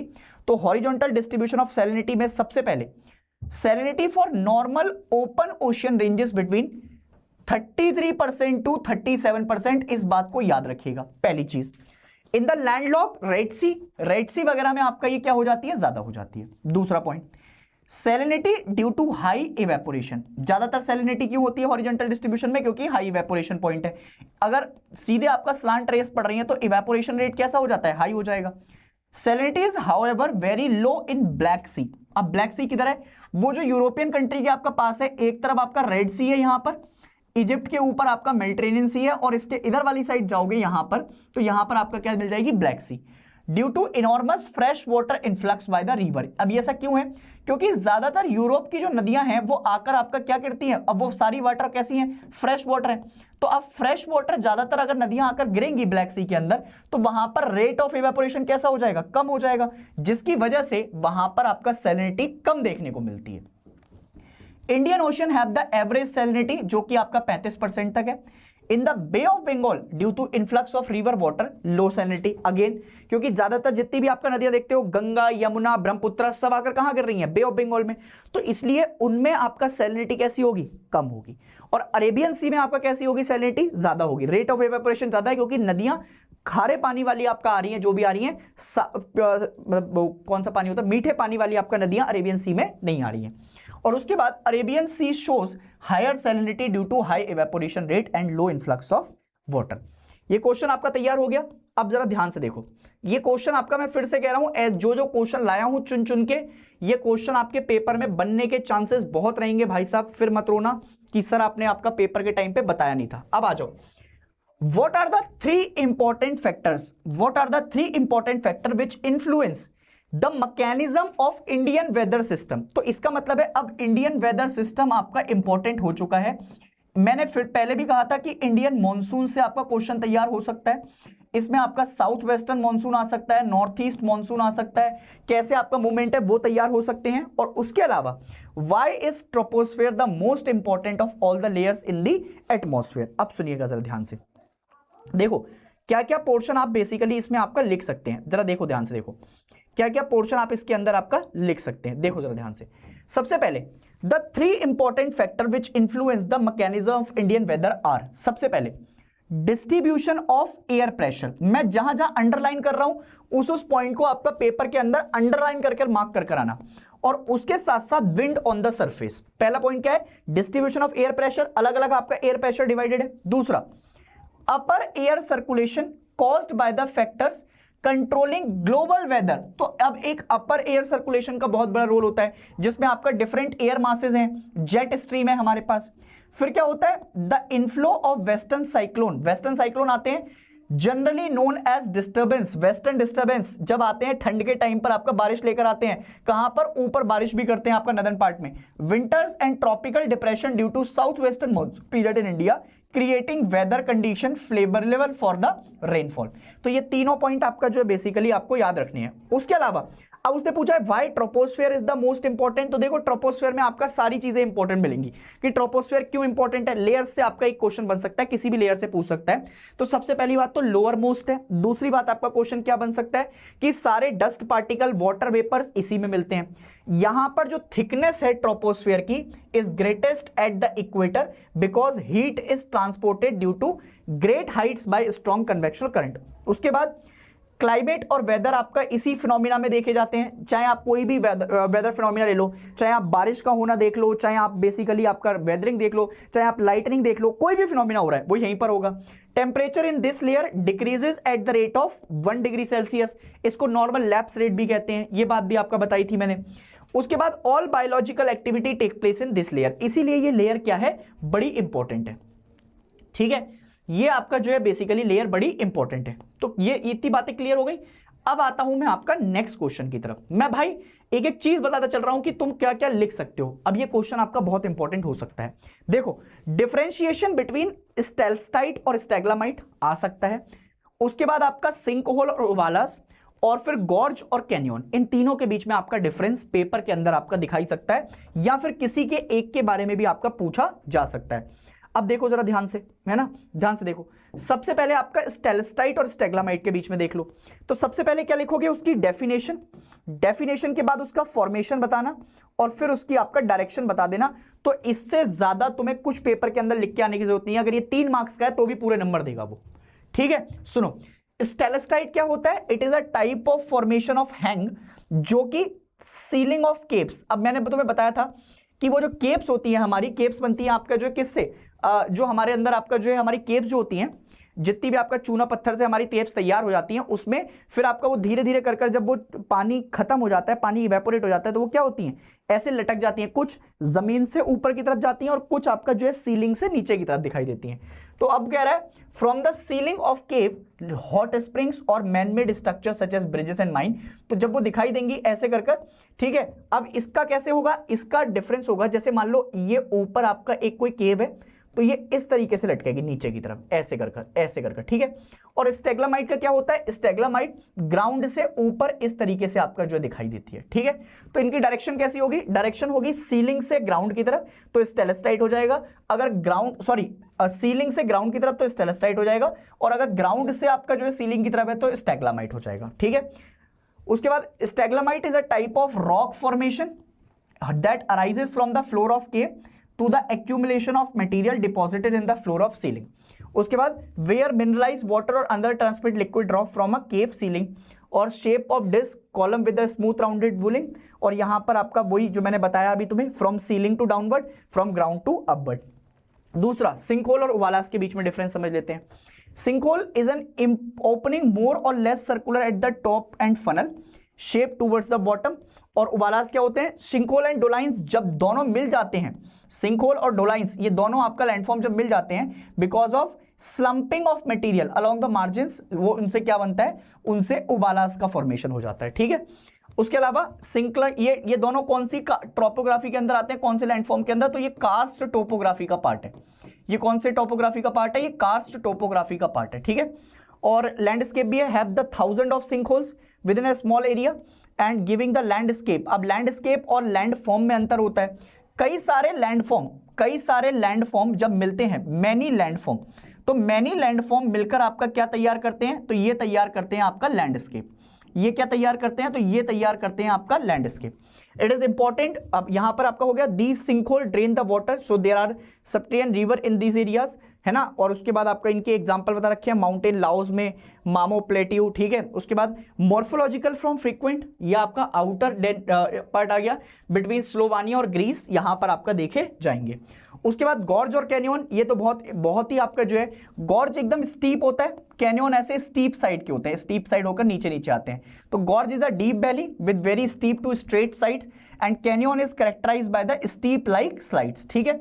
उसके बाद gorge is almost equal in width at its top as well as its bottom, जबकि कैनियन क्या होते हैं, वाइडर एट इट्स टॉप और धीरे नीचे नीचे आते आते आपका चेंज हो जाता है। Example, canyons commonly form in horizontal bedded sedimentary rock and gorge form in hard rock, ठीक है। ये आपका जो है आपको याद रखने हैं। उसके अलावा अब बढ़ते हैं आपका नेक्स्ट क्वेश्चन की तरफ, ठीक है दोस्तों। ये हो गए आपके सारे क्वेश्चन। अब आता हूं मैं आपको अगले क्वेश्चन की तरफ लेकर, अब चल रहा हूं मैं आपको अगले क्वेश्चन की तरफ लेकर। अब अगला क्वेश्चन जो है मेरा वो है, why does tropical cyclone, very very important, tropical cyclone, temperate cyclone, ये आपका जो भाई साहब हमको दिखाई दे रहे हैं, ट्रॉपिकल साइक्लोन, टेम्परेट साइक्लोन, ये सारे पार्ट्स आपका जो है याद रखिएगा। यहां से क्वेश्चन बनने के चांसेस आपका बहुत ज्यादा रहने वाले हैं। ट्रॉपिकल साइक्लोन क्या है, ट्रॉपिकल साइक्लोन के अलावा कैसे उसका फॉर्मेशन होता है, टेम्परेट साइक्लोन कहां पर है, कौन कौन से रीजन में दिखाई देते हैं, in which part of the tropical cyclone do torrential rain and high velocity winds blows and why. अब ये क्वेश्चन आपका इंपॉर्टेंट है, इसको जरा एक बार देख लो तो थोड़ा सा आपका तुमको समझ में आएगा, ठीक है। देखो जरा ध्यान से देखो, क्वेश्चन कह रहा है सर कि ट्रॉपिकल साइक्लोन कैसे बनते हैं, are low pressure system that forms over warm tropical water. Warm tropical water बिल्कुल एकदम आपका पता है तुम्हें 26 डिग्री टेम्परेचर होना ही होना चाहिए। Tropical cyclone derive the energy from the warm tropical ocean and do not form unless the sea surface temperature is 26.5, but इसको काट कर तुम 26 डिग्री सेल्सियस लिखोगे, पेपर के अंदर 26 डिग्री सेल्सियस आपका लिख कर आओगे। Although once formed, they can persist over lower sea surface temperature. Tropical cyclone can persist for many days and many follow quite erratic path. तो बहुत लंबे समय तक आपका चल सकते हैं और टेम्परेचर आपका इतना ही होना चाहिए। At the equator the Coriolis force is 0 and the wind blows perpendicular to the isobar. तो इसका मतलब है कि अगर मैं आपका जीरो के पास मतलब इक्वेटर के पास देखूंगा तो मेरी कोरोलिस फोर्स बिल्कुल इक्वेटर के पास कैसी होती है, 0। और जैसे जैसे कोरोलिस फोर्स ऊपर जाती है तो वो आपका क्या होने लग जाती है, बढ़ने लग जाती है। तो कभी भी इक्वेटर पर बिल्कुल 0 डिग्री सेल्सियस पर कभी भी ट्रॉपिकल साइक्लोन बनते हुए नहीं दिखाई देंगे।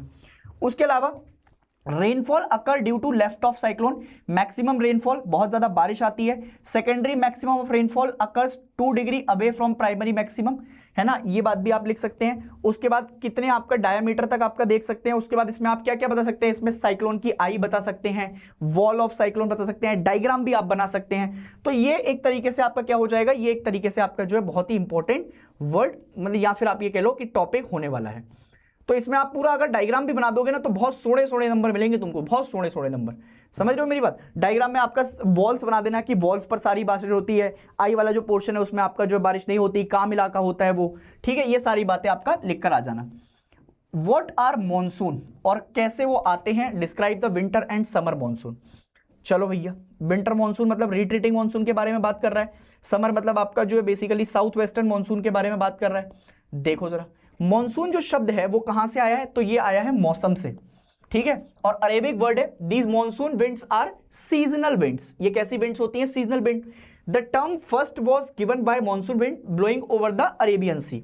तो ये अरेबियन सी की तरफ आपका दिखाई देती हैं, ऐसे इधर की तरफ से आपका जो है जब जाती हैं तो यहां से जो अरेबिक लोग थे उन्होंने रिवर्सल ऑफ विंड की डायरेक्शन को आपका क्या दे दिया था, इसी का नाम रख दिया था क्या, इसी का नाम रख दिया था आपका जो है बेसिकली मौसम। और अब ये देखोगे आप तो हमेशा विंड जो चलती हैं वो कैसी चलती हैं, हाई प्रेशर से लो प्रेशर। तो गर्मियों के टाइम पर आपका यहां पर पूरे गर्मी होती है, लो प्रेशर बना होता है।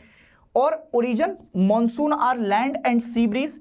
अब देखो, अब क्वेश्चन एक क्या बन सकता है, क्वेश्चन तुमसे आपका लैंड और सी ब्रीज के बीच में भी आपका डिफरेंस पूछा जा सकता है। लैंड ब्रीज क्या होते हैं, सी ब्रीज क्या होते हैं, वो भी एक क्वेश्चन आपका तैयार हो सकता है। This wind have thermal origin, they are caused by the differential heating and cooling of land and water.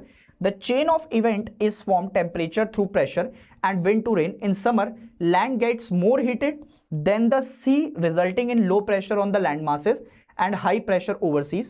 फिर ये क्वेश्चन आपका जो है तुम्हारा क्या हो जाएगा, पूरा तैयार हो जाएगा। उसमें आप ये भी बता सकते हैं presence of the large land masses, presence of the large ocean, long coast line, ये मॉनसून आपका कहाँ कहाँ पर डेवलप्ड होगा, उसके लिए क्या क्या कंडीशन है।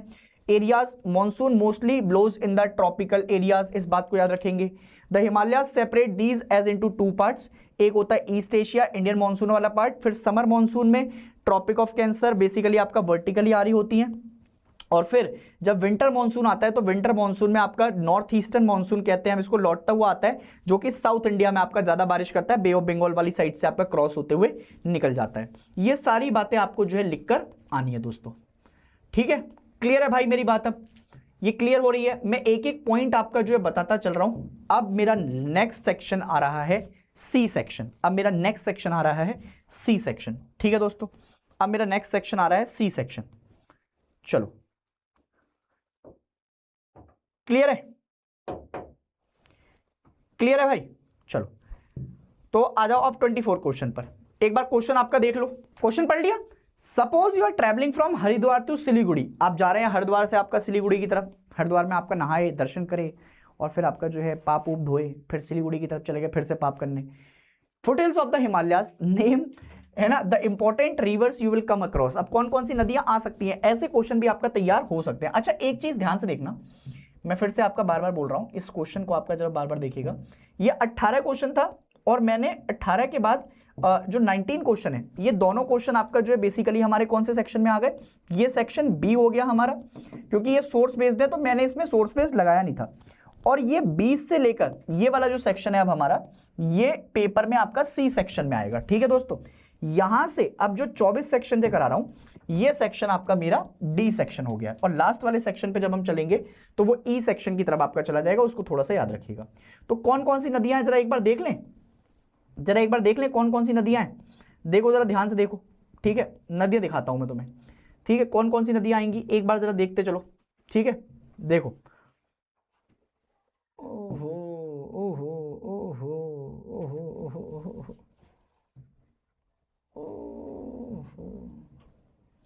किधर गया भैया, क्वेश्चन कहां चला गया दोस्तों, ठीक है आ जाओ। तो सबसे पहले हरिद्वार से सिलीगुड़ी जा रहे हैं आप, foothills of the Himalayas, we came across Gomti, Saryu, Ramganga, Sharda, Gandak, old Gandak, Kamla, Bagmati, Kosi, Ganga, क्योंकि यहां पर ये सब ज्यादातर किसकी ट्रिब्यूटरी है, गंगा की, और गंगा मोस्ट इंपॉर्टेंट नदी है, जो कि आपका आती है कहां से, Gangotri glacier near Gaumukh which is 3900 metre high, है ना। और देवप्रयाग पे जब भागीरथी अलकनंदा के साथ मिलती है उसके बाद इसको गंगा कहा जाता है। गंगा फिर प्लेन्स में आती है कहां पर, हरिद्वार के अंदर। फ्रॉम हेयर फिर वो धीरे धीरे कर साउथ की तरफ जाती है, साउथ ईस्ट जाती है। इसकी लेंथ कितनी है, 25 किलोमीटर, ठीक है। Shared by Uttarakhand, Uttar Pradesh, Bihar, West Bengal. Ganga basin cover around 8.6 lakh square kilometre. Ganga river is system is the largest in India and has number of perennial and non perennial river. Perennial river वो नदियां होती हैं जो सदाबहार रहती हैं, नॉन पेरिनियल वो होती हैं जिनका पानी आपका जो है खत्म हो जाता है। फिर उसके बाद peninsular in the south respectively, Yamuna joins Ganga at Prayagraj Allahabad, it is joined by the Chambal in the Sindh, Betwa and Ken, ये सब यमुना की ट्रिब्यूटरी हैं। तो ये सारी चीजें आपको जो है लिखती हुई जानी है। अब जो 25वां क्वेश्चन है ना भैया, अब जो 25वां क्वेश्चन आपको मैं बताने जा रहा हूं दोस्तों, ये क्वेश्चन आपका किसी भी स्कूल वाले आपका टीचर का फेवरेट रहता है, क्योंकि उसे भाई साहब ये पढ़ाना होता है बिल्कुल बढ़िया करके, क्योंकि उसे पता है कि यहां से आपका जो है कुछ पेपर में आपका डायरेक्ट क्वेश्चन आपका देखने को मिल जाएगा। क्वेश्चन है according to the plate tectonic theory, तो इसका मतलब है सीधी बात वो कर रहा है प्लेट टेक्टोनिक के बारे में, और फिर वो कह रहा है explain important theories associated with the movement of continents. अब जरा ध्यान से देख लो, सुनना। अब इस क्वेश्चन को अगर तुमने अटेम्प्ट किया ढंग से, तो सबसे पहले मास्टर इसी को देखता है भाई साहब, वो कहता है कि ला पहले इसे ही चेक करूं, ठीक है, सबसे पहले यही चेक होगा। तो सबसे पहले पहले तो आपका जो है क्वेश्चन देख लो, प्लेट टेक्टोनिक थ्योरी में आपका क्या क्या बताओगे कि लिथोस्फेरिक प्लेट है जो कि आपका 7 पार्ट में डिवाइडेड है। 7 पार्ट में Antarctica and surrounding oceanic plate, north American plate और साउथ अमेरिकन प्लेट। कौन कौन सी है? Greenland, Cuba. ये लिखना चाहो तो लिखो। उसके बाद ये बताना कि प्लेट टेक्टोनिक थ्योरी किसने दी? पार्कर मैकेंजी जब आए थे। फिर उन्होंने क्या बताया कि कैसे कैसे आपका जो है बेसिकली जब दो लैंड मासेस, दो कॉन्टिनेंट्स आपस में टकराते हैं, दो कॉन्टिनेंटल प्लेट आपस में टकराती हैं तो उनसे आपका जो है फोल्ड माउंटेन्स बनते हैं। ये भी आप लिख सकते हैं। प्लेट कैसी कैसी होती है? ओशियनिक ओशियनिक हो सकती है, कॉन्टिनेंट कॉन्टिनेंट हो सकती है, कॉन्टिनेंटल ओशियनिक हो सकती है। डेंसिटी के हिसाब से हमेशा ओशियनिक प्लेट भारी होगी, कॉन्टिनेंटल प्लेट आपका कैसी होगी? हल्की होगी। अगर आप थिकनेस उसके हिसाब से देख रहे हैं, मोटाई के हिसाब से, तो ओशियनिक क्रस्ट आपका जो है 5 किलोमीटर की होती है और कॉन्टिनेंटल क्रस्ट 30 किलोमीटर तक की होती है। ठीक है, तो ये सारी बातें आप इसमें आपका लिख सकते हैं। फिर आप सातों प्लेट का डिस्क्रिप्शन देंगे कि पैसिफिक प्लेट, फिर उसके बाद इंडियन ऑस्ट्रेलियन प्लेट, ये सारी मेजर प्लेट है। तो 7 मेजर प्लेट्स आपको बतानी है अपने पेपर के अंदर। ठीक है, उसके बाद जब सातों मेजर प्लेट बता देंगे तो कुछ माइनर प्लेट्स हैं, इनके बारे में बताएंगे। जैसे अभी एग्जांपल कोकस प्लेट का बताया था, Nazca plate, Arabian plate, Philippine plate, ये सारी प्लेट्स आपका जो है पेपर के अंदर आप लिख कर आएंगे। जितना बड़ा अच्छे से आपका लिख कर आओगे, ये सब अभी पढ़ाया मैंने, अभी एमसीक्यू में ही बताया था किस किस के बीच में लाई करती हैं। 7 मेजर प्लेट्स, उसके साथ साथ आपका पार्कर मैकेंजी का नाम, प्लेट टेक्टोनिक थ्योरी, कैसे आपका जो है कौन कौन सी होती हैं, ओशियनिक प्लेट क्यों आपका डेंसिटी में ज्यादा होती है, किसकी 3 ग्राम पर सेंटीमीटर क्यूब होती है, किसकी 2.7 होती है, ये सब बातें आपका जो है लिख कर आओगे तो पूरे नंबर मिलने आपका तय है, कोई नहीं रोकेगा। और उसके साथ साथ आपका कैरोलिन प्लेट का नाम भी लिख कर आना। ये हुई आपकी प्लेट टेक्टोनिक थ्योरी। मैं फिर कह रहा हूं बहुत इंपॉर्टेंट है, बहुत इंपॉर्टेंट है, बहुत इंपॉर्टेंट है। उसके अलावा उसने पूछा था कौन कौन सी थ्योरी एसोसिएटेड है, तो सबसे पहले कॉन्टिनेंटल ड्रिफ्ट थ्योरी जो कि अल्फ्रेड वेगनर साहब ने समझाई थी। 1930s के टाइम तक आपका आए थे, जर्मन मेट्रोलॉजिस्ट थे, क्लाइमेटोलॉजिस्ट थे। इनकी थ्योरीज आपका जो है बेसिकली क्या क्या कर गई थी कि एक बड़ा सा आपका जो है हमारे पास क्या है, बड़ा सा लैंड मास है जिसको हम पेंजिया कहते हैं, और एक बड़ा सा आपका जो है सुपर कॉन्टिनेंट है जिसको हम पेंथालासा कहते हैं। बाद में ये टूटेगा, टूटने के बाद आपका जो है इससे क्या बनेगा, लॉरेशिया गोंडवाना। इसके ऊपर कौन कौन सी फोर्सेस लगती हैं, तो फ्ली फोर्स लगती है, फिर उसके अलावा आपका जो है हमारी ग्रेविटेशनल फोर्स लगती है, टाइडल फोर्स, वो सारी फोर्सेस आपका जो है आप बताओगे। उसके बाद सी फ्लोर स्प्रेडिंग थ्योरी, ये भी आप बताएंगे, जो कि हेनरी हेस के नाम पर आपका दी गई है 1960 के अंदर। उसने क्या क्या बताया, कैसे कन्वेक्शनल करंट थ्योरी के बारे में आपका जो बात आएगी। फिर प्लेट टेक्टोनिक थ्योरी जो कि आप लास्ट में आपका लिख के बताएंगे। ठीक है दोस्तों, उसके अलावा अब आते हैं 26वें क्वेश्चन पर। ठीक है, question number 26, important question again. ठीक है, अगेन एन इंपॉर्टेंट क्वेश्चन। देखो, explain about distribution of water on the surface and explain the land forms that are seen in the upper part of the river. चलो देखो, सुनो अब ध्यान से। ठीक है, सुनते चलो। ओहो, किधर चलेगा भाई साहब? भाई साहब वापस आओ। ओहो, ज्यादा ऊपर चले गए आप तो, वापस आओ। तो एक तो सबसे पहले water is quite unevenly distributed, और अनइक्वली डिस्ट्रीब्यूटेड में ओशियन में कैसा है, ice cap, ground water, lakes, atmosphere, soil moisture, और कितने परसेंट में है उसका परसेंटेज का डायग्राम, ये बहुत इंपॉर्टेंट है। और इससे क्या क्या पता लगता है कि distribution of water on the surface of earth, 71% of water or planetary water is found in the oceans, और फ्रेश वाटर कहां से आता है, ग्लेशियर से, आइस कैप से, फिर उसके बाद ground water, lakes, soil moisture यहां से आपका देखने को मिल जाता है। उसके बाद अब वो कह रहा है कि अपर रिवर के अंदर कौन कौन से लैंडफॉर्म मिलते हैं देखने को। तो सबसे पहले तो आपका गॉर्ज, और गॉर्ज क्या होता है मैंने अभी तुम्हें बताया था, बिल्कुल स्टीप शेप, हिल्स और माउंटेन से आने वाली। उसके अलावा V shape valley, V shape valley आपका जो है बनती है, नैरो रिल्स मिलेंगी इसमें। अच्छा, इसी वी शेप वैली के बीच में रिल्स और गुलीज भी मिलेंगी। ये तुम अब 10th क्लास से पढ़ते हुए आ रहे हो, अगर रिल्स और गुलीज भी आपका एक्सप्लेन नहीं कर पाओ तो कोई बात नहीं है भैया, फिर नंबर कटवा लेना थोड़े से, और क्या है। मैं ये भी नहीं कह सकता कि आपका जो नंबर नहीं आए तो उठा लूंगा घर से। ठीक है, हाँ मतलब नहीं कह सकते, रहमान डकैत थोड़ी हूँ मैं। ठीक है, सुनो मेरी बात। उसके बाद आपका जो है गॉर्ज लिख दिया तुमने, गॉर्ज के बाद आपका कैनियन बना देना। कैनियन के अलावा आपका जो है वाटरफॉल, वाटरफॉल इंपॉर्टेंट है। वाटरफॉल के अलावा प्लंज पूल्स, ये सारे आपका जो है पॉइंटर्स तुम्हें देखने को मिल जाएंगे। इनको प्लीज एक्सप्लेन कर कर आइएगा बहुत अच्छे से, ताकि आपका जो है एक पूरा पार्ट आपका कवर होता हुआ निकल जाए। और अगर आपने ये कर दिया अच्छे से तो यकीन मानो कि नंबर कहीं नहीं कट रहे हैं तुम्हारे, कोई रोक ही नहीं रहा भाई साहब नंबर। फिर उसके बाद nebular hypothesis, origin of plate, और explain the collision and accretion hypothesis associated based on the evolution of the earth.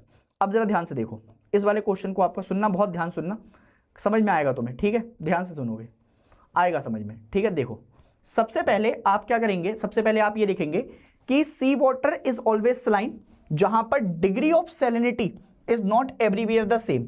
Average salinity कितनी होती है ओशन के अंदर, 35% और about 35 parts of salt in पर 1000 पार्ट ऑफ वाटर। तो उसमें रेट ऑफ इवेपोरेशन, जो कि आपका पहला काम है समझाने का, rate of evaporation increases with high temperature, strong winds, less rainy days, humidity, और दूसरा सप्लाई ऑफ फ्रेश वाटर। यहां पर भी आप देखेंगे जहां जहां पर आपका फ्रेश वाटर देखने को मिलेगा, जैसे एग्जांपल के तौर पर बे ऑफ बंगाल में ज्यादातर आपका जो है फ्रेश वाटर लेक्स रिवर्स आती हैं, तो वहां पर जो सैलिनिटी होगी वो कम होगी, और अरेबियन सी में आपका जो है फ्रेश वाटर लेक कम मिलती है, तो वहां पर सैलिनिटी क्या होगी, ज्यादा होगी, क्योंकि रेट ऑफ इवेपोरेशन ज्यादा है। उसके बाद मिक्सिंग ऑफ वाटर, ठीक है, ओपन सीज, उसके अलावा एटमॉस्फेरिक प्रेशर और विंड सिस्टम बहुत इंपॉर्टेंट है, और लास्ट में मूवमेंट ऑफ सी वाटर, ये पार्ट याद रखिएगा। और फिर उसके बाद ओशियंस कैसे आपका जो डिफाइंड है, तो they are confined to great depression of the earth outer layer, the ocean unlike the continents must to naturally into one another. फिर 5 ocean, Pacific, Atlantic, Indian Ocean के बारे में, उनके बारे में आपका मेजरली डिफाइन कर रखा है यहाँ पर। और नेबुलर हाइपोथेसिस की तरफ आप जाएंगे तो सम मोनिस्टिक थ्योरी। अब जैसे नेबुलर हाइपोथेसिस में आपका क्या क्या समझा रखा है, ध्यान से देखो। तो कांत के हिसाब से पहले प्रीमोडियल मैटर था स्पेस के अंदर, फिर वो सुपर नेचुरली क्रिएट हो गया, स्लोली आपका रोटेट करने लग गया, जो कि क्लाउड ऑफ गैसेस बना, जिसको हमने बाद में जाके क्या कह दिया, नेबुला कह दिया। ओरिजिनली आपका जो है हमारा नेबुला कैसा था, कोल्ड, मोशनलेस, और फिर अचानक से आपका नेबुला के अंदर क्या आ गया, मोशन आ गया, वो रोटेट करने लग गया, फिर वो हॉट बन गया, फिर ग्रेविटेशनल अट्रैक्शन होने लग गया। फिर फ्रेंच मैथमेटिशियन लैप्लास आए, लैप्लास ने आपका जो है कुछ कम मिस्टेक्स के साथ 1796 में इस थ्योरी को आपका रिवाइज किया। फिर रोटेशन स्पीड आपका जो आई 10 succeeded ring of gases matter, and फिर आपका धीरे धीरे कर उसके क्रिटिसिज्म लिखे गए, और इन क्रिटिसिज्म के साथ आपका जो है बेसिकली ये कहानी आपका खत्म होती हुई दिखाई दी। फिर collision hypothesis and accretion hypothesis, यहां पर आपका जो है कोलिजन हाइपोथेसिस पे जाएंगे तो सर जेम्स एंड हेरलॉट जेफरी, उनकी आपका थ्योरी है। और एक्रीशन हाइपोथेसिस ये स्केमेडेट और कार्ल विजास्कर ने दी थी, एक जर्मन और एक आपका रशियन हमारे पास थे दोनों, है ना। उनके हिसाब से आपका जो है पहले नेबुला की बातें आएंगी, solar system started as a cloud of gas, dust, और यहां पर आपका नेबुला एक वंडरिंग स्टार की तरह था, वॉन्डरिंग स्टार वाली बात है। यहां पर इंट्रूडिंग स्टार और वॉन्डरिंग स्टार अब 2 हो जाएंगे।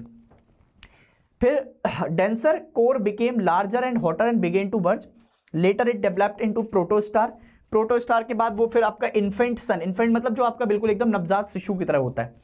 फिर वो सेंट्रल सरफेस गया, dust began to clump together and convection into first smaller fragments, और फिर यहां धीरे धीरे कर आपका वो हमारे पास अलग अलग प्लैनेट्स उसमें आ गए, जिसको हम प्लैनेटिज्मल के नाम से भी आपका देखने को मिल जाते हैं। ठीक है दोस्तों, ये एक पोर्शन है जो कि आपका बेसिकली आपको लिखना है, और इसमें आपका इंपॉर्टेंट पॉइंटर्स हैं जो आप अच्छे से आपका जो है समझाते हुए चलोगे। अब लास्ट के 2 क्वेश्चन, ये सेक्शन डी की तरफ जहां पर है, अब ये सेक्शन ई हो गया आपका, यहां पर सेक्शन ई आ गया है, और सेक्शन ई में आपसे उसने आउटलाइन करवाने के लिए कहा है, क्या क्या कहा है। On the outline map of India locate and level, सबसे पहले headquarter of the forest survey of India, highest peak of south India, southern most point of India, area having deciduous forest, और उसके साथ साथ नर्मदा रिवर। अब देखो, अब इसको आप जब आपका देख रहे हैं तो यहां पर आपका सबसे पहले क्या कर रहे हैं आप, सबसे पहले आपका आ जाइए, अगर आप देखेंगे तो headquarter of forest survey of India कहां पर लोकेटेड है, तो ये देहरादून में है, उत्तराखंड में। ये आ गया आपका उत्तराखंड, और उत्तराखंड में आपके लोकेशन क्या मार्क कर दी है, उत्तराखंड में आपकी लोकेशन देहरादून की ये मार्क हो गई। एरिया हैविंग डेसिडियस फॉरेस्ट, तो डेसिडियस फॉरेस्ट का ये पूरा इलाका होता है, इंडिया में सबसे ज्यादा आपका यही देखने को मिलते हैं। उसके बाद अगर आप देखेंगे तो साउथ इंडिया की हाईएस्ट पीक ये अन्नामुड़ई है, इधर केरला वाली साइड आपको देखने को मिलेगी अन्नामुड़ई, ठीक है। और साउथ सदर्न मोस्ट पॉइंट कौन सा है, तो ये रहा अंडमान निकोबार वाली साइड, ये इंदिरा पॉइंट आ गया। उसके अलावा वो कह रहा है नर्मदा रिवर, तो विंध्याचल और सतपुरा के बीच में आपका जो है बेसिकली नर्मदा रिवर देखने को मिल जा रही है, तो इसकी मैपिंग आपका ये हो गई। ठीक है दोस्तों, ये हो गया इंडिया वाला मैप। अब आते हैं ये लास्ट वाला आपका जो क्वेश्चन है, इसमें आपका जो है बेसिकली एक आपको देखने को मिलेगा, ठीक है, ध्यान से देखो। ओ ओ ओ ओ टो टो टो टो, क्रिश का गाना सुनोगे, क्रिश वाला गाना सुनोगे, ठीक है। देखो, with the help of the following key identify the area marked as ABCDE on the given outline map of the world. Name the seismic activity passing from the Japan. अब यार ये अगर सिस्मिकली एक्टिव जोन्स, ये वाला zone भी अगर तुम आपका नहीं पता कर पा रहे हो तो इसको रिंग ऑफ फायर ही बोलेंगे, और क्या बोल सकते हो तुम, ठीक है। फिर उसके बाद दूसरा उसने क्या बोला है, included in the world biomes. फिर तीसरा, स्ट्रॉन्ग वार्म करंट अटलांटिक, और this ecological hotspot is located in the Australian, और this tectonic plate is between South America and Pacific plate. तो अब जरा ध्यान से देखो, अब जरा ध्यान से देखो, ठीक है, सुनते जाओ ध्यान से। ये लास्ट पार्ट में देखो, सबसे पहले रिंग ऑफ फायर वाला इलाका है, फिर Sahara desert, North Atlantic drift, और ये क्वींसलैंड, ये ऑस्ट्रेलिया वाली साइड है, और फिर नास्का प्लेट। ये पार्ट आपका जो है बेसिकली इधर से आपका, चलो मैं आपको अभी दिखा देता हूं, आपको क्लियर होते हुए चलेंगे, मैपिंग उनकी क्यों इंपॉर्टेंट मैं बता रहा हूं। देखो सबसे पहले अगर आप ए पार्ट देख रहे हैं तो ए पार्ट पे आपको क्या मिल गया, रिंग ऑफ फायर मिल गया। रिंग ऑफ फायर के बाद उसने दूसरा पोर्शन क्या पूछा था, दूसरा क्वेश्चन उसने पूछा था, induced in the world biome and hot and dry desert in the Africa. अब अफ्रीका में आते के साथ ये कौन सा डेजर्ट हो सकता है, तो ये भाई आपका जो है सहारा डेजर्ट है, उसमें तो कोई बात ही नहीं है, ये आ गया पूरा सहारा डेजर्ट। सी पोर्शन क्या कह रहा है, strong warm current due to Atlantic. अब देखो वार्म करंट की बात की है, और वार्म करंट में आपका तुम नाम ना बता पाओ तो नॉर्थ अटलांटिक ड्रिफ्ट है, यहां से नॉर्थ इक्वेटोरियल करंट उठेगा, यहां गल्फ स्ट्रीम, ये नॉर्थ अटलांटिक ड्रिफ्ट, यहां कैनरी करंट मिल जाएगा, ठीक है। ये ब्राजील करंट के लिए जाना जाएगा, इधर पेरू और हम्बोल्ट करंट मिलेगा जो कि कोल्ड करंट है, ये वार्म है। इधर ऊपर आपका जो है बेसिकली एक करंट मिलेगा तुम्हें अलास्का, वार्म है, और यहां पर आपका जो है बेसिकली अलग अलग करंट मिल जाएंगे, यहाँ फॉकलैंड करंट यहां मिलता है बिल्कुल एकदम पार्ट में, ठीक है। उसके अलावा फिर उसने डी क्वेश्चन पे पूछा, ecological hotspot is located in the Australia, ये वाला पोर्शन, तो इसको क्वींसलैंड कहा जाता है, ठीक है। और फिर plate is between South America and Pacific plate, इसको नास्का प्लेट कह दिया जाता है, ये वाला पोर्शन है नास्का प्लेट का, ठीक है दोस्तों। तो ये हमारा आपका सैंपल पेपर, जो मतलब मैं ऐसा मान के चल रहा हूं कि मोस्ट एक्सपेक्टेड सैंपल पेपर आपका रहने वाला है, और जितने इंपॉर्टेंट क्वेश्चन आपका मैं करवा सकता था वो सारे मैंने बताए हैं। एज एक्सपेक्टेड बहुत सारे क्वेश्चन आपके पेपर में आपको दिखाई भी देंगे, और जो साथ साथ में आपका बताता हुआ गया हूं उन क्वेश्चंस पर थोड़ी नजर रखिएगा ताकि पेपर में आपको दिक्कतें ना पड़े। उम्मीद करता हूं कि बहुत अच्छा आपका ये पेपर जाने वाला है, और इस साल आपका जो है आप तबाही भी मचाएंगे, 11th क्लास में आपका जो है भाई साहब तुम्हारा नाम रोशन हो जाएगा, ठीक है। Ladies and gentleman, don't let yourself down, you are the only hope of your parents, just keep rocking, है ना, कहर मचाते रहो, मैं हूं तुम्हारे साथ जब तक तुम अपनी मंजिल तक नहीं पहुंच जाते। हम मिलकर आपका जो है इस मंजिल पे साथ चल रहे हैं, ठीक है। तब तक के लिए खुश रहो, मुस्कुराते रहो, एंड जय हिंद।